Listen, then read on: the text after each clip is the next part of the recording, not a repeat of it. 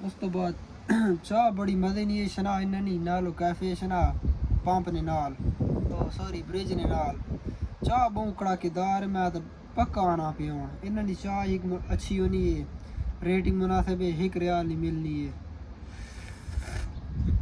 हाँ रोटी तो बाद जी चाह ना मज़ा है ना वो मैं कहना भी कथा ही कोई नहीं ठीक है। तो बाकी माशाल्लाह कम शम ने अगर गल की वजे तो कम फ़र्क ही ठीक है। इसका फोल्डिंग ना काम होना है, शटरिंग कारपेंटर ना काम होना है, ड्राइवरी होनी है, ऑपरेटरी होनी है, मोबाइल करें और टावर करें, शावल ऑपरेटर मतलब कि वो सारे कितनी हर किस्म के काम होने ठीक है। कारपेंटर नहीं होने ये तो सारी अपने वास्ते ठीक है। अगर तुम जेरा काम कर जाने हो तो थोड़े अपने जहन जेरा काम है ठीक है तुम वो करना है। ये नहीं कि मैं आप तो बड़े भी उड़ार नहीं मारन वो काम करो जेरा तुम कर सको ठीक है। सैलरी नहीं गल की वजे तो एक्सपीरियंस नाल गल है ठीक है। कहना जिथे छक्का लग वजे तो लग वजे।